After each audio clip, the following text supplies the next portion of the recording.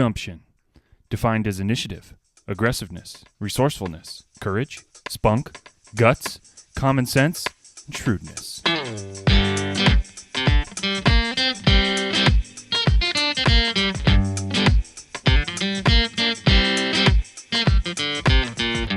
Welcome to the podcast. This is Stories of Gumption with your host, Ryan Lee.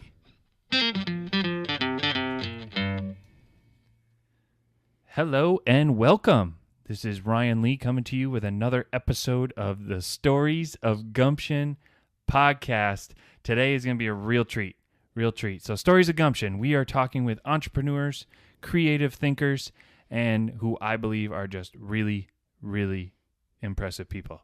Super excited about that. We still have a sponsor. Yes, that's right. We still have someone who's willing to support this podcast, and we're willing to support them because of their support. Support going all around. So, we are sponsored by Open Gate Farmstead.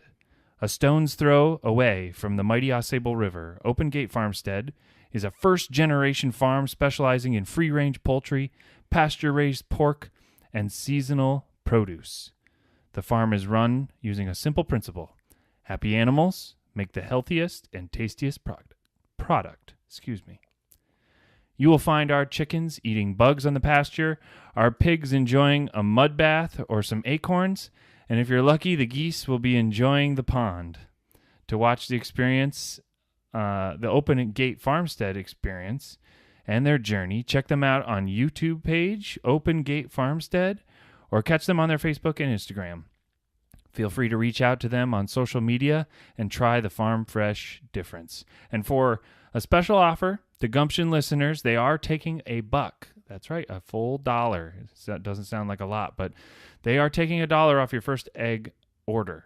And I think their eggs are fantastic. I eat them myself. They're really good. There is a difference. I mean, it sounds crazy, but locally sourced eggs are the bomb. So get them, and you can get $1 off your first order. So consider that, okay? Open Gate Farmstead. Today, I'm really pumped about this. We are with Shatawndra Lister. She is a transfer advisor from SUNY Plattsburgh. I'm super pumped about that because today's theme is going to be focusing in on admissions, her story, and we have a lot to learn. So Shatawndra, welcome to the podcast. Thank you. I'm super pumped to have you here. So I'm super pumped to be here. You're from Watertown. Mm-hmm. You're a first-gen college student, went to SUNY Oswego. For the listeners, tell us a little bit about your background and how you made the decision to go to college and how it led you to SUNY Oswego. Yeah. So I grew up in Watertown, single mom. I grew up a lot with my grandparents, and I've always been super supportive in my life, but none of them went to college. So there wasn't like that pressure from them to do that. But ultimately, I knew that that was something that I really wanted to do. I was in honors classes my whole kind of career as a high school student and loved learning. So I decided that I was going to go, told them that that was what I was going to do. My grandmother was very confused. It's just like, very much that like old different school. Focuses, different generation. Yeah, just that old school of like, yeah, when you graduate from college, you get like a job that's like 9 to 5 in which you get good benefits and you work at forever. That's like just what happens, right? Yeah. So I decided that I was going to go away to school. Originally wanted to go like out of state, so like Boston, like Northeastern was my dream. And so my mom was like, all right, well, that's great. Do you know how much out of state school costs? And looked at it, was a lot of money. So she told me that I could go to look at an out-of-state school if I looked at least one SUNY school. So decided, like my friend and I were going to go to the SUNY Oswego rep that was at our school that day. So she didn't show up. She just wasn't there. Ooh. She skipped class. Oh, boy. And so I was there with one of the admissions counselors, and he sat down with me and he really talked like the whole process through with me. Like I was definitely that kid. I just pretended like I knew like all of the like big acronyms and like fancy words and things that people were telling me. So he really sat down, broke it out for me, told me exactly what I needed to do. And then I decided from there, like I went to visit Oswego. And then once I went, I fell in love. So it's the only school I applied to and just really enjoyed it. Went for the 4 years. It was great school.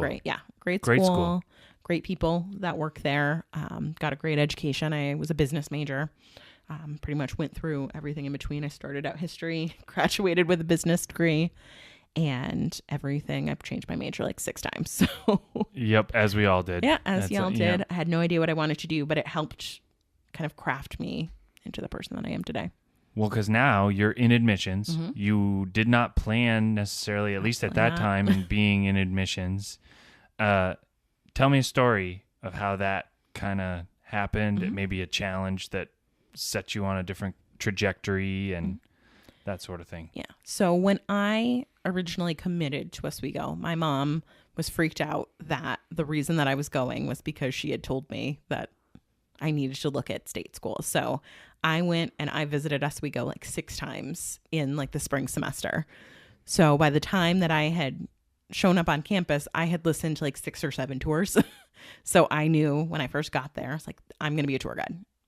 Went, did the application process, decided to do it. And I was a volunteer for a year, ultimately went and became a paid tour guide there, and then wanted to apply to an internship that they had within that, within the program at their admissions office.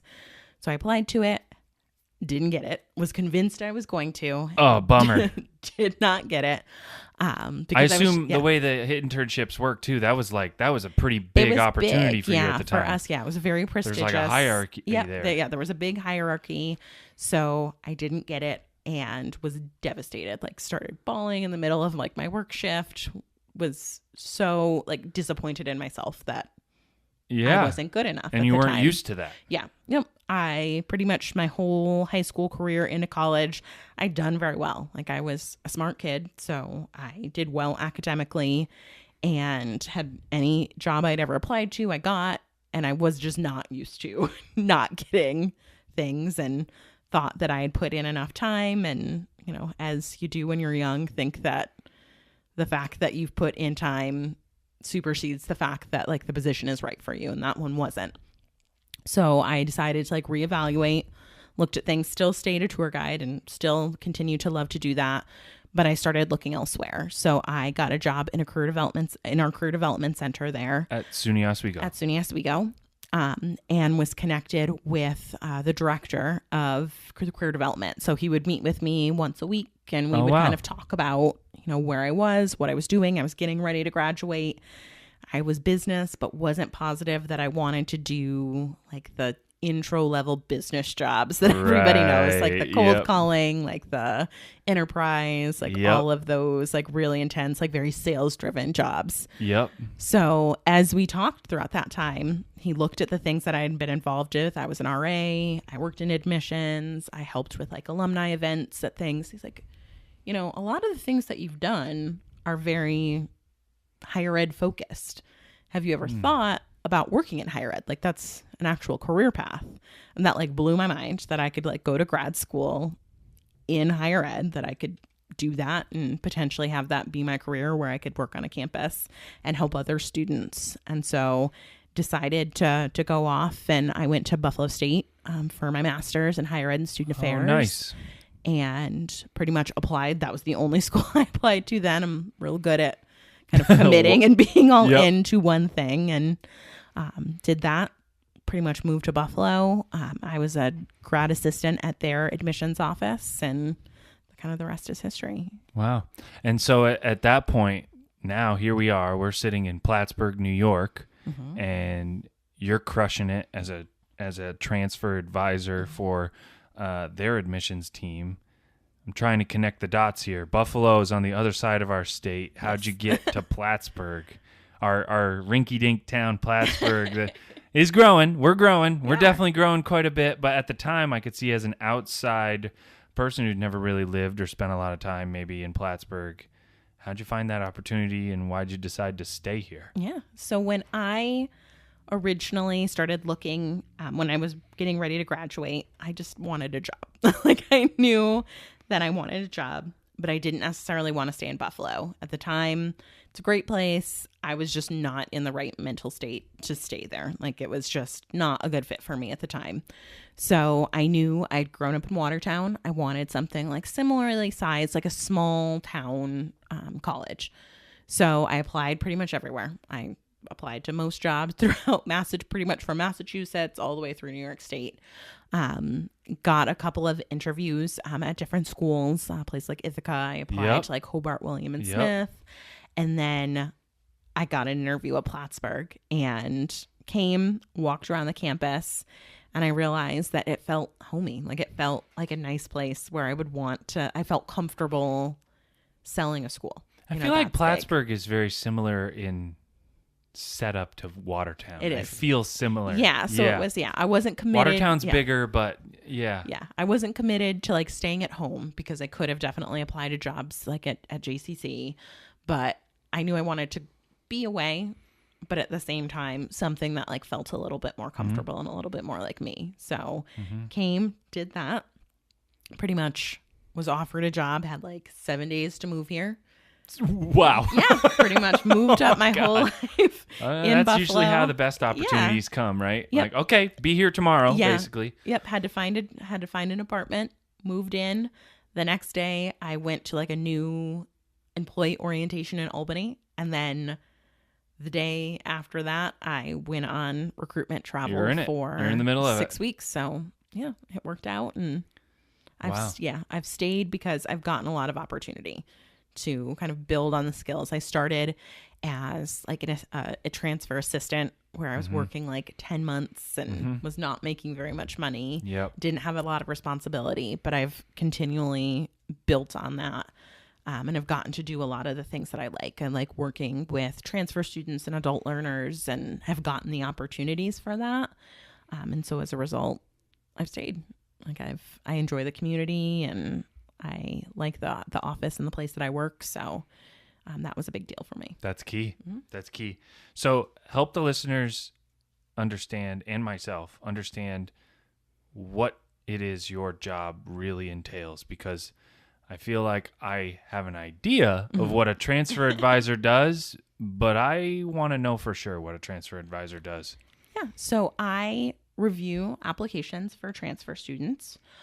So any student that's coming from another 2-year school, or another 4-year school, I will review their applications. I go to community college fairs, and we'll talk about Plattsburgh and answer questions there. I also am the primary reviewer for all of our readmission students. So that's students who have left Plattsburgh for whatever reason and decide that they want to come back. So I work with those students. I'll set up individual appointments with them to talk about that process and what that will look like for them. I am the primary reviewer for pretty much all transfer credit. Wow. Plattsburgh. That's a big job. Yeah. So I love it because I like puzzles and like figuring stuff out and working with that kind of stuff. So I do a lot of that. And then I also do like your presentations. I'll do freshman recruitment where it's needed. So it seems like there would be a big difference between your role and recruiting a freshman out of high school. Very different. With first year students, they're excited about the idea of college, the experience of college, of seeing the movies and knowing that they're going to live in a dorm for however long they're going to be there. They're going to meet friends. They're going to go out. Like that's the big dream. Like class, it's important to that. They eventually know that they're going to go out and get a degree. But we'd be naive to assume they're not also looking for where they're going to spend the next 4 years. Yeah, they're looking for that fun of that community that they're going to create in that 4 years. With transfer students, and they're all different, but I would say the majority of the transfer students I work with, they've either done that and are looking to, change their focus, or were not happy with the original, decision that they made in terms of the school they went to. Or a lot of the students I work with are adult learners. So they have gone. They may have done college originally, or, didn't really they may have stayed at a community college and they work full time. They have families, they have life. And so their big focus is, how long is it going to take? What are the credits that I'm going to much more practical conversation. Yeah. What are the credits that are going to come over? How long is that going to take for me? What is my return on the investment that I'm putting in? Because I'm potentially having to take time off work. I'm taking and, having to take the very finite number of hours in a day, and I'm now spreading that against my family, my workplace, the other aspects of my life. So they're much more focused in terms of what that means, which I like. It's very much, they're good conversations, but they're very practical conversations where I think as I've grown up, they're very grown up conversations, which is nice to have. Yeah. Yeah. It seems like that. So that's probably, you're the person that, most of our listeners, I would assume, are not high school students looking to go as freshmen, but the listeners are probably considering, hey, what are my opportunities in SUNY Plattsburgh maybe? So that you would be the go-to. I would be their person. You'd be the go-to. That's amazing. So I guess that takes me to my next layer of the question. Are there tricks to the trade, so to speak? Like, is there a master formula for, if I wanted to go back and get my bachelor's or another bachelor's, or continue my education that I maybe didn't finish? What really matters the most, and what is, it's all important, but you know where I'm going with this. Absolutely. Yeah, I think that for the most part, that big thing, especially for transfer students, if you have a lot of credit, is your overall GPA. So that's a big factor that plays into. Yep. So that's a big thing, because that lets us know, if you've been successful at another school, indicates to us you have the capability of being successful with us. Where I would say if your GPA wasn't the best, or if, you have a lot of inconsistency in your kind of journey, is to talk to us. Make that connection with a counselor as soon as possible, because we can give you advice, let you know very honestly what your chances are. For me, I don't like to have students pay money to apply to a college in which they don't have a solid chance of getting into. Yep. So making that connection point right from the beginning, talking to the reps that you're looking at potentially transferring to, and seeing what are the credits that are going to transfer and what's really going to transfer, not just what you're going to look at very quickly and say, oh, this will definitely transfer, to have that not necessarily be your official credit evaluation is big. Okay, so what factors actually would influence whether credit transfers successfully or not? So the grade is big. So depending on the major that a student is in can impact what is going to transfer over. Also where the credit was earned. So if it's from an accredited school, like a regionally accredited school is typically what we recommend. So there are some places that don't have that. And then if it's not accredited, it's kind of subject to the institution, how it's going to come over. Or when the first part, you said, the program, you mean the program they're trying to come into? Yes. Yep. So the major. So I was believe it or not, a bio major, looking to be a teacher. Yep. Not using that at all now, but that's okay. I turned out okay. But I can remember thinking the bio transfer credits at St. Lawrence were pretty strict. That's what you're talking about. You're talking about different programs having their own requirements for what they really want students to have. What they want to have, because they're definitely, and I work with faculty a lot, and their goal, it's not to not give students credit, but it's to make sure that the courses they've taken are equivalent to the classes they're going to be taking with us.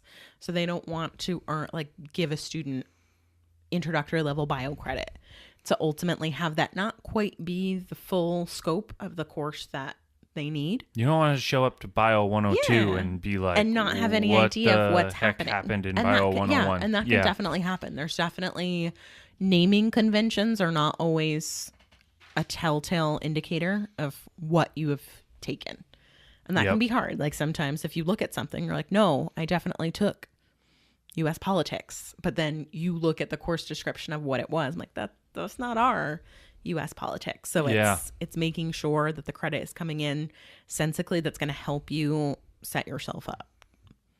As opposed to, sticking you into an upper division class that you're don't have all the knowledge of, and that has huge implications for your financial aid, for your success at the school. So that's always kind of what I'm looking to do when I'm creating a credit evaluation for someone. Is there a particular program that you've noticed like a trend of the most applications that you see at SUNY Plattsburgh? Like what is it that people are looking to go back and transfer into or return to school? Yeah.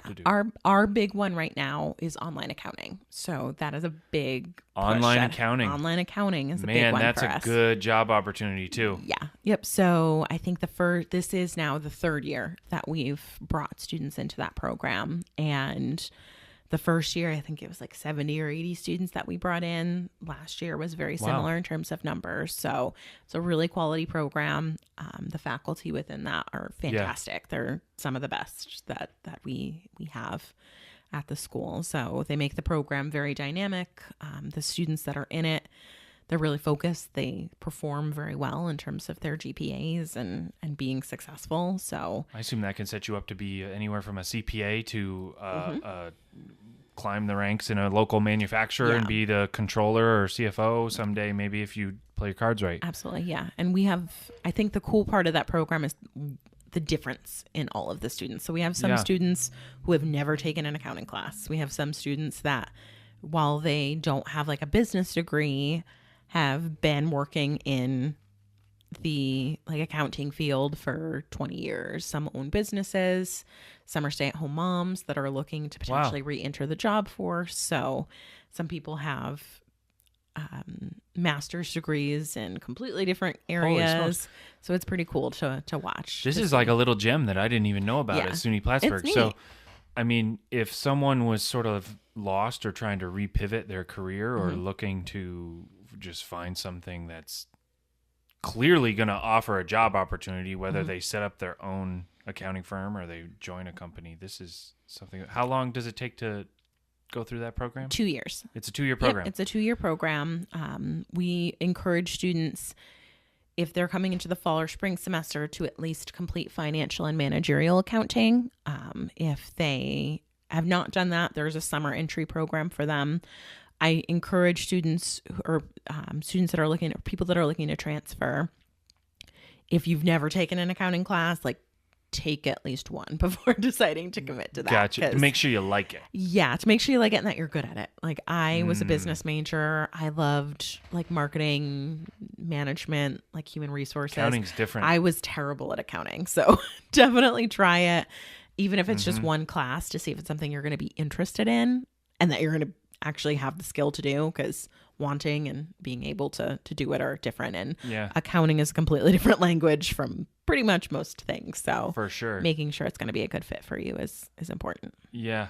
Are there, since we're on this topic, I mean, are there any other gems that we should put in a little plug for SUNY Plattsburgh here? What else is like a hot program, especially for someone who might be they're in their second job and they're going, man, I need something different. I might be considering going back to school. Yeah, I think it depends on what you're looking for. We've got a lot. Yeah.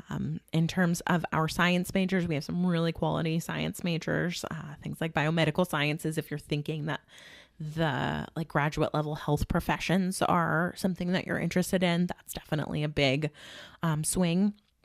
Or a big thing to choose. We also have things. Nutrition is a big pull for a lot of our I could see where that transfer was, students. Yep. So that's a big one. Fitness and wellness leadership, if you're more on like the exercise science side of things, is a really strong program for us. We have an undergraduate program, and we also have an online master's program for that. Wow. So that's cool. Yeah. So a lot of interest there.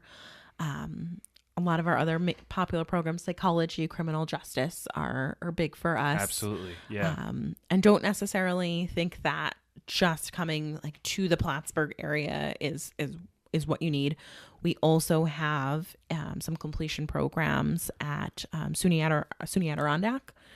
So there is a criminal justice, business administration, RN to BS nursing, and a psychology program there too. So that's at the Queensbury campus. Yeah. So if you're in the Capital District, those are also options for you if you don't necessarily want to make the trip back up to Plattsburgh, but you're in those areas.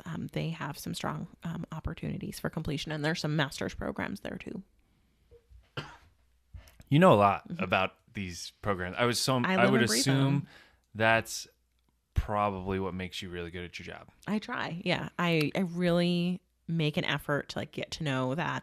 And I'm like very much, I love like learning new, like weird facts about things. So it kind of is a natural fit for me as a person, but yeah. Well, if I were applying, we'll take the accounting job. I mean, I love my job. I'm not going back to school anytime soon. I still got to pay off those student loans, but I would assume that if I were looking to go back into school and you were my point of contact and I was like, man, what is this program about? And who's my like, you know, all those people, you know, those details. Yes.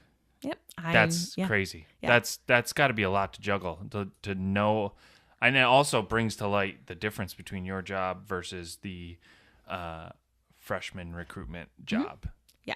It's very different. Yours sounds more technical and practical. Absolutely. Yep. There's a lot more of like the processing side of things and kind of being knowledgeable of that, and also being knowledgeable of not only the majors and how they function, but the people within those majors and like really what they're looking for in terms of especially transfer credit is kind of getting a sense of, as you do it, you start to see where especially when I first started doing transfer credit, I reached out to academic departments a lot. I was like, here's a description. What do you want? And how do you want that to come in? Decision piece. Yeah. Yep. Versus a student that has very little or no credit. Yeah. They're kind of looking for the big picture. Where you're like, this person has like 100 credits. Like, how do you want, 80? What are the 84 that like you want coming in? And as I've been in the job for a while, and I've been there for about 5.5 years, you start to know, like I know very solidly, like what our accounting chair is going to say, or what our biology department is going to, think, which I'm sure and ask for. Your colleagues who are recruiting freshmen also know these details, but you really know these details. Yeah, I live in the programs. What else do you think makes you really good at your job? It's kind of an interesting reflection piece because you're like, oh, wow, you're assuming I'm really good at my job. But I think you're really good at your job. What is it that makes you good at your job? I think it's that I care. I really see my piece in that process for students as like setting them up for success. So how I transfer credit in, I don't look at a transcript as just a piece of paper that has classes and grades on it. I look at it as a person who has a ton of like factors that come into their ultimate reason to decide to come back to school. And I want to make sure that the credits that I'm bringing in are going to be the best credits that are going to set that student up for success. So it's going to get them out in the fastest period of time while also making sure that they're prepared in terms of the coursework that they're taking. So I think that not everybody does that. Not everybody in kind of the higher ed sphere kind of thinks of it that way, but I kind of always have. It definitely can be, where I'm looking at courses and thinking like, this could go either way. Let me reach out to our communications department and see, this is how the courses have come in previously, but here's the course description, and the student is definitely coming into your major. What do you think? And sometimes that changes. It can change student to student, and it can also stay the same, but I'm going to at least, make that fight for a student to make sure that 84 or 67 credits that they're bringing in is the best that they possibly can. Yep. I know I already asked this question kind of about like the formula for getting in, but like, I want to kind of circle back to this because it made me think of a couple other questions that I have. And I feel like I think of getting into college sort of as like the same thing as like understanding your credit score. I feel like, it's very easy to understand, and it's actually a pretty straightforward formula, but without truly understanding it, it can be a little intimidating to understand your credit score or to understand how to get in. So you mentioned grades, you mentioned kind of transcript. What about like the supplemental stuff? So with the supplemental stuff, I definitely tell students it is supplemental. So it's not going to completely erode the key indicators for us. So things like academic trend or GPA that a student is bringing in. But it can definitely let us know. So especially if there are students that have semesters on their transcript that were not great, but they don't reflect your overall ability. You know, if you had That's letter of recommendation comes into play. A letter of recommendation can come into play. An essay can come into play where you're explaining what happened. Or even if you just give me a phone call or shoot me an email to say, here is, you know, my transcript is this, you know, these semesters that I wasn't doing so hot. These are the reasons. And, you know, there can be a ton of different reasons. I lost a job. I was sick. You know, I had a death in my family. That factors in for me because I'm going to start to look at that and see that for what it is. That's not a reflection of the capability of a student, but that is a reflection of the circumstances in which someone found themselves in. So definitely giving us more follow-up. And I like to say that when you submit your application for admission, let me show me who you are. Show me the person that you are. Yeah. What you want, what you're looking for. You know, that definitely can play into it, especially for students that don't have the strongest GPA or may not have had the strongest academic trend. To let me see this was where I was at that time, and especially if it was a long time ago. But this is the person that I am now, and you know, these are the things that, you know, I think reflect better on who I am. It sounds to me like you need to look at the whole process if you're applying to college in general, but in particular SUNY Plattsburgh, as you're a person looking to connect with another person. Absolutely. Because if you don't draw that personal connection where you're memorable, you're not memorable enough. Yeah. Where it's very easy to kind of look at that and just make assumptions about someone. when you're making, I think of the college essay, like the entry essay. Tell me what you want to see in one of those essays. Yeah. For me, I want to see who you are. So tell me about your life. Tell me about the things that have led you from where you were to ultimately where you are right now. Especially if it's a student who is trying to explain difficult times or is explaining things about, you know, their transcript. Be honest, you know, don't blame other people. Don't say that this is, you know, I don't want to blame anybody, but this professor did this thing. And, you know, that's the reason that like I failed out of all of my classes. But be honest, you know, if you had something that came up or if you learned something from, you know, ultimately that semester that you didn't do so hot, that shows me a lot, you know, being honest and upfront and acknowledging the faults that you had, but that you are in a completely different place now is big. Or if you started terribly, but now you're a mom who is, you know, raising kids, or you went back to work, or you joined the military and now you're just in a different spot, that is helpful to me because I can look at that for myself. Or if I need to potentially reach out to a department and say, hey, what do you think of this student? Would you be comfortable with, you know, bringing them in based on kind of where they are now as opposed to where they were? You know, I can make that call in a way that if you don't give me any of that information, I can't really do. So be memorable, but be real. Be real. I could see where you're trying to a situation where someone could be trying to be a little too memorable in their essay. Like, do you have any examples? Like, I can only imagine that must make you laugh out loud in the office. Like, I don't need you to tell me like the 7 factors of how your nose makes you unique. Or that's real. Yeah, I have. Yeah, that's been there. Or, you know, a 3-page paper on what makes the perfect smoky eye. Holy smokes. I'm impressed with how long that you're able to talk about that. But 3 pages. 3 pages. Yep. So those are all things where do it to be real, not just to think that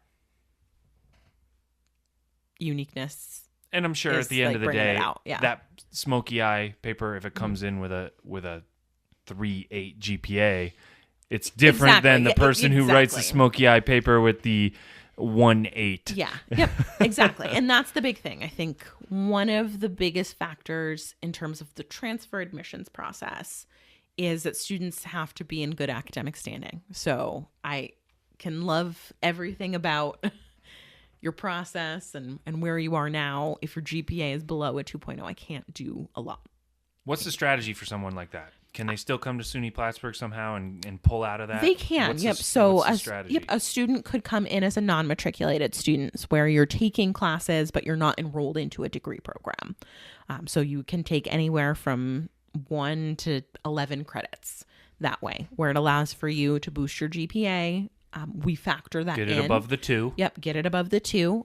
If you're taking classes that you failed previously, we can replace those. I can make adjustments to show what that would do in terms of changing your GPA.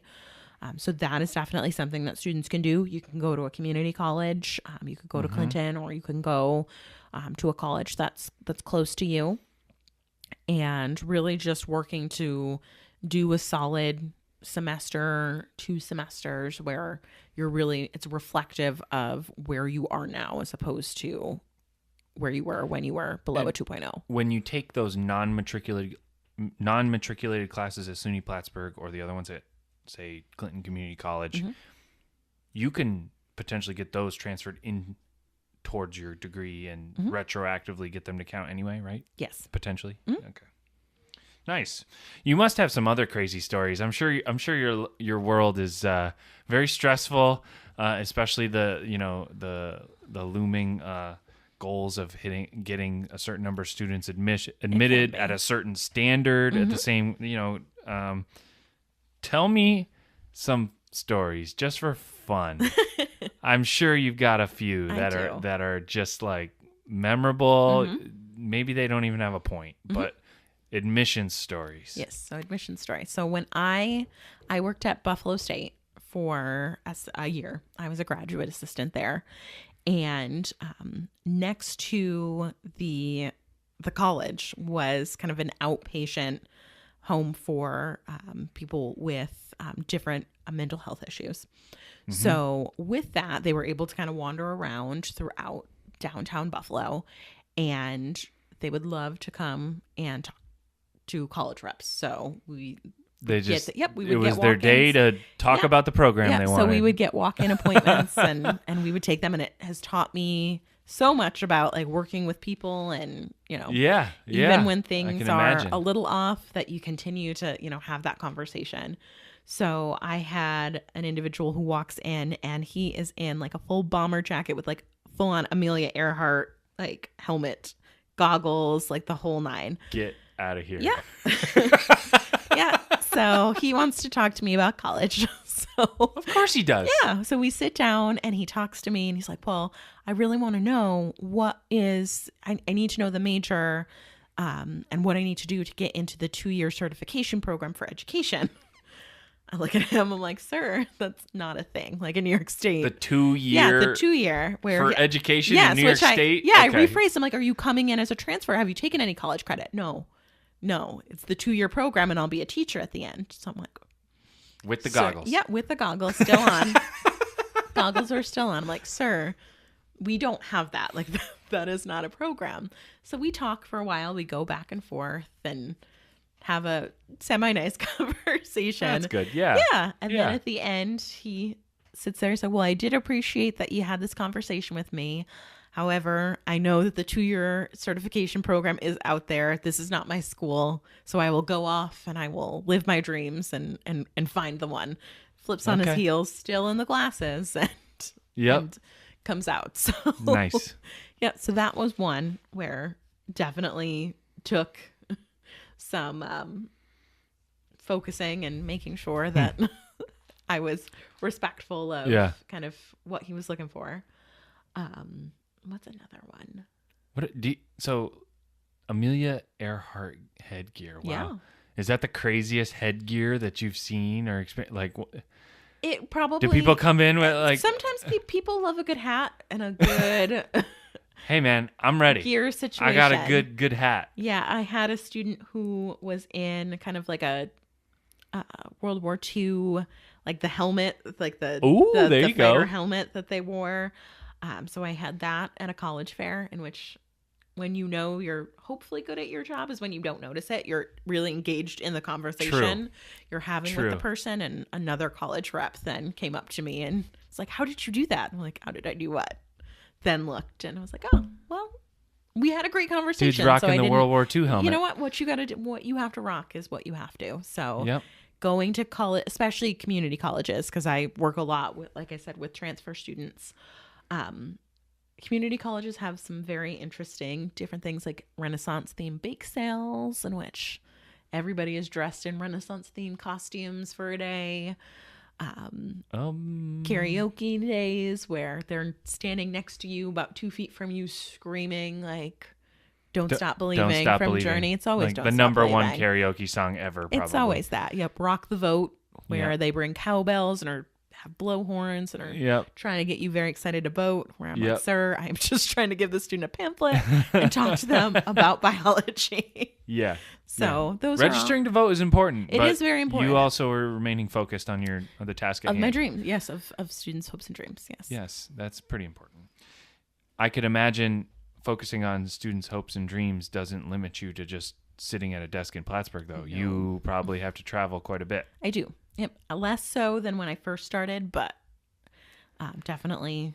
That's I've an put in- interesting I've put in grind. road times. And I think it probably takes a special type of person to recognize that that's part of the gig. Yep. You got any horror stories of that not working out? Yeah. Yep. You do. Of I course you do. Of course you do. Of course you do. You travel that much, of course there's You at least do. one horror story. Yeah. Yep. So probably my worst horror story. It was my first year of travel, and I was brand new, super nervous, like just wanted to like do a good job and not get fired. It was my goal. So I was at Enterprise. I was dropping off my car to pick up this rental. Was in a parking lot with an individual. I didn't feel comfortable, so I was trying to quickly get my stuff into the car and get out. So This was in town in Yep, this Plattsburgh. was in town. Yep. Okay. So quickly, so quickly get in my car that I drive to about Poughkeepsie. And Poughkeepsie, that's what, 4 hours away, yep, probably? about 3.5, 4 hours, and realize I've left all of my travel materials for the whole week. I was supposed to be in Long Island for an entire week. That I have left them in my car in Plattsburgh. Oh my.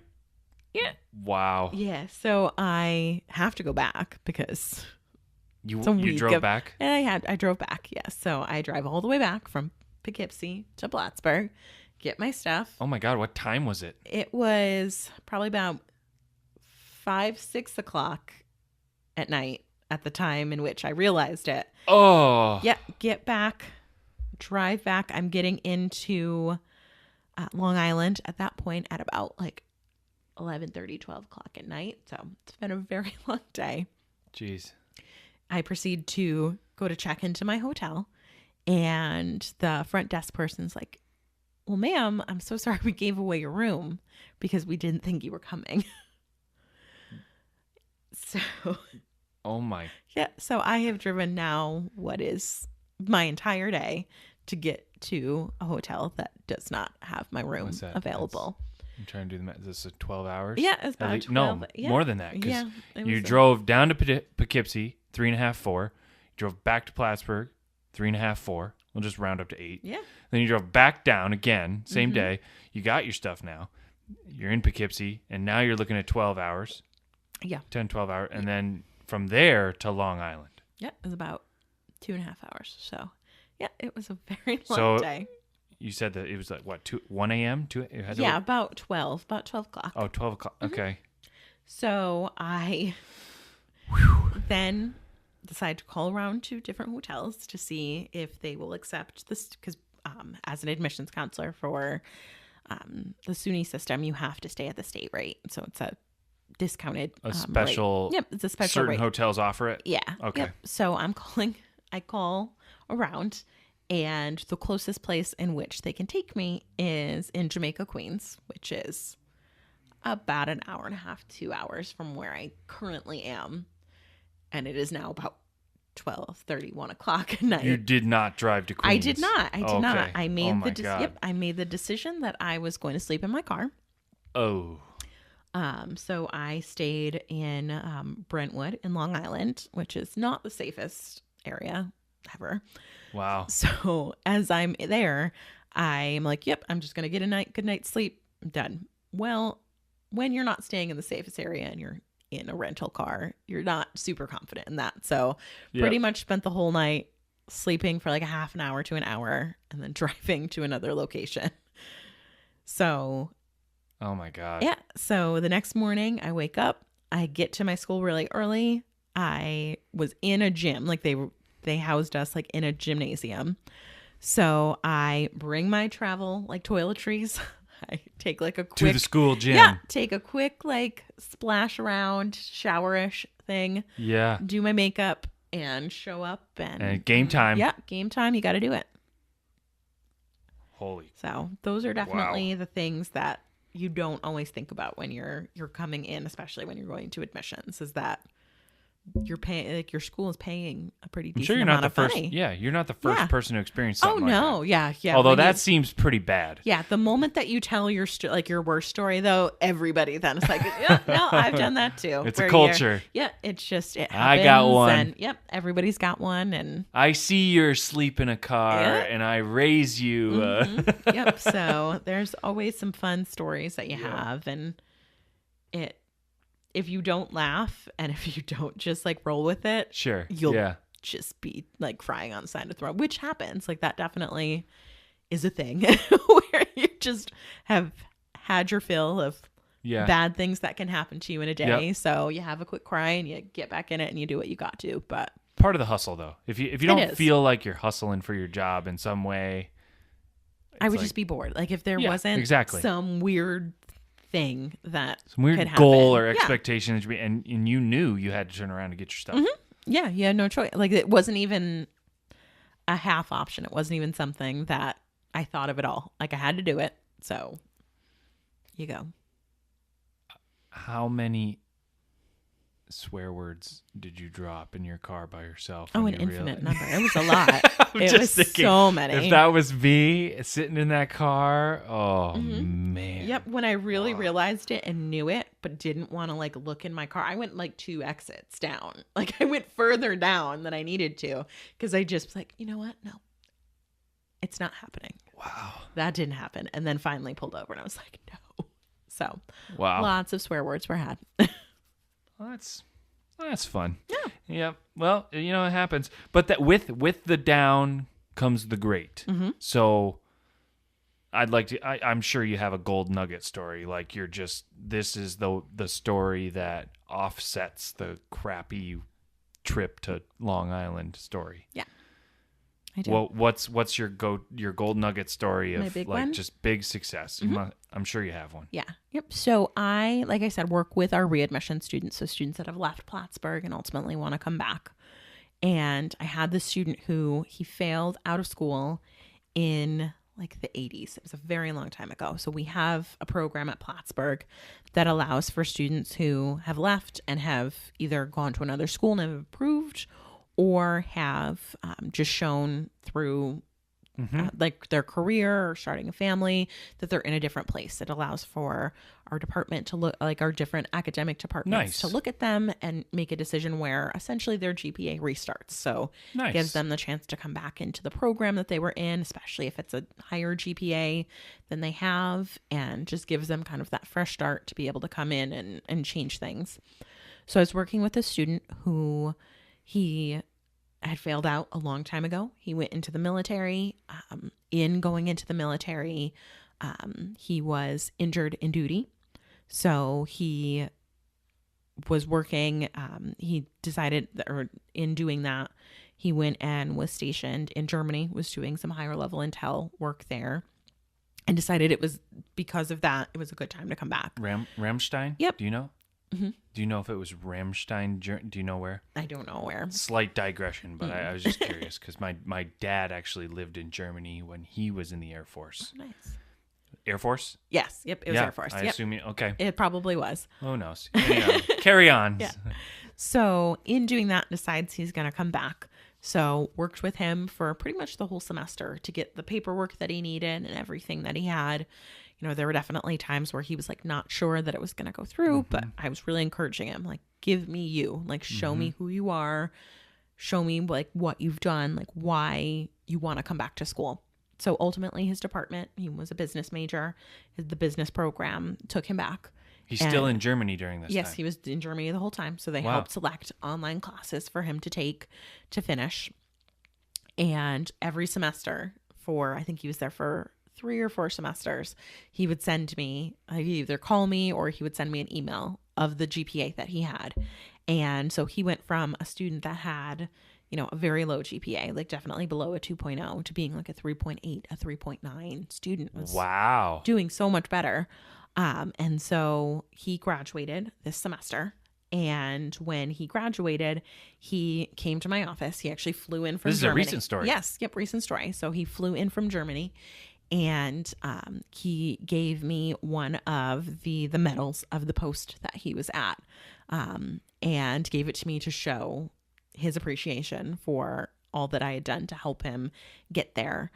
So he had one for me, and then he had one for his family, his parents, who had died since him leaving Plattsburgh. Yeah. And, one of the big things that he had said, he's like, for so long, I felt like a failure. I felt like even though I went to the military and I was successful, this was like the one thing I didn't do. And you helped me do that. So it was big. It makes me feel good. I still have that medal in my office desk. And anytime that kind of like I need a little pick me up or like a why I do this, I open the desk and it's right there. And it shows me that it's not that a transcript or an email. It's not just that. It's a person. And that person has stories and has goals and aspirations, and you have the ability to help them. And that's a big deal. It feels good. That's incredible. Wow. That's a good gold nugget story. That's awesome. I'd like to pivot now to some sort of rapid fire questions. So the last couple episodes that I did, I ended up omitting these questions. I wish I could go back, but we're getting back into it. All right. Okay. So I think these will be a little fun. So the first one, pretty straightforward, but I mean, a lot of podcasters ask this question, but I'm curious. What is a great book you recommend, or a book in particular that's had the biggest impact on your life, and why? So I think that the biggest one for me, and many people have probably read it, they probably read it in high school, but I would encourage you to go back and to look at it. It's To Kill a Mockingbird. Classic. And it's just so, I feel like, timely to where we are in the world right now. Yeah. And it just really looks at race and equality and the differences in people from a child's perspective, which is just so honest. Like, it's so honest. Yeah. And very simple in a way that I feel like adults complicate things. It's very simple. The audiobook version, it's read by Sissy Spacek. It's like my fall travel book. I know that I'm in fall and that the foliage is changing and that I'm on a drive to like central New York or Long Island, and it's good feels. You just kind of refresh every fall with that book. Re-reminder. That's great. When you're in times of stress or maybe feeling overwhelmed, or you feel like you've lost focus, what do you do? How do you reclaim that focus and energy to go kick butt at your job? Yeah. I think one of the first things that I do is I look at my present surrounding and like what I'm doing, what are the actions that I'm putting in. And I often find that if I'm in a super stressful time, if I'm not happy with where I am, it's often that I'm not doing the things in my life that bring me joy. So I'm not reading, I'm not writing, I'm not listening to music. That's big for me. I love listening to music, and I so easily lose it when I'm kind of in a funky space, which is the opposite of what you should do. Because I feel like music, the whole goal of it is to... I'm a big music guy. Yeah. Music brings a raw emotional response that I think is important. It does. I think Tim Ferriss, actually, a big podcaster, he references how he listens to music on a regular basis because it keeps him balanced. Yeah. And I definitely feel that. I have started to, like, I know that a lot of people talk about things like positive affirmations, like just telling yourself stuff.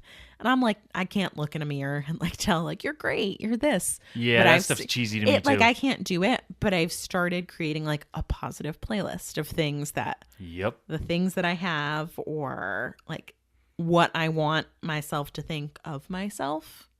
Songs that are triggers to positivity and motivation. To just make you happy or tell you that you're a great person. And it's much more successful for me because I can't do the other. It's just not like in my nature to be like, you're amazing.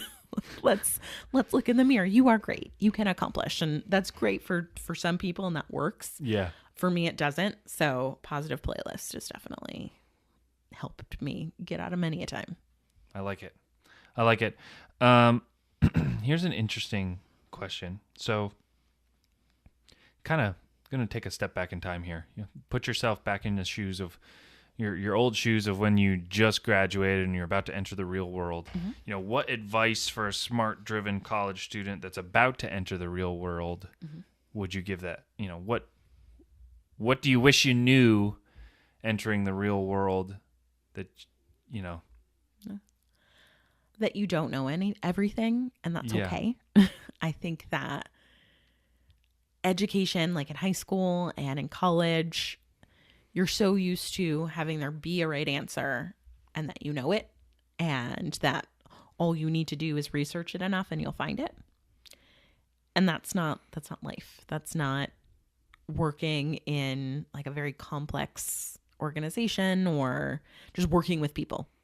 Mm-hmm. You can come up with the right answer, and does not mean that is going to be like what makes you successful. And that's okay. It's to just go with it, flow, accept that you're going to find the way to where you need to be, and that trying to force it makes it worse. Like trying to force yourself to like a job that you don't is not going to help you. Yep. Take it for what it is. And, if you're not able to like change your job instantly, accept that there are lessons from to be on. Exactly. If there are lessons to be learned from things that you don't like to do. And I think that like as a society, we don't love that. Like that not everything has to be like the perfect solution and the right answer to everything, but that those are some of the things that make you unique, that help you like in a job. Be actually an interesting candidate that's like, no, like here are the things that I've done wrong. Here are the many things that I have done, but that ultimately I've realized that those like weren't the right choices to make. And when you can say you've done stuff wrong and come in with a open mind about it, I feel like that's so powerful because my brief time in staffing and recruiting, I did a few interviews here and there, and like it was so refreshing because that those are mistakes that person is recognized and they're not going to do again. Mm-hmm. If you open up, I made this mistake, you're probably not going to do it again. Yeah. So absolutely. I like that. Here's the last question. Okay. This is my favorite question. Okay. And I really wish I would have asked the last two people, but that's okay because we're going to ask you, and I'm curious what your answers are. So if you had a 3-person board of directors, to help guide you through your life. They were your mentors, but we're thinking of like, the common business setup of there's a board of directors that really, really call the shots, and you're the CEO of your life. Okay. So who are the 3 board of directors for you and your life going forward that you could choose, dead or alive, famous or not, doesn't matter, that would be on your board, and why? Okay. So I would say Oprah. Why? Is because not only she's Oprah, like that's just enough said, but a person who came from nothing to build an empire, like who doesn't want to have that knowledge set of just actually being a nothing and a nobody and creating a lifestyle, a brand, a organization that people identify with, that people cry when they see that person. She has. Yep. So that's a big one. Michelle Obama, of course, I think is probably like my number one.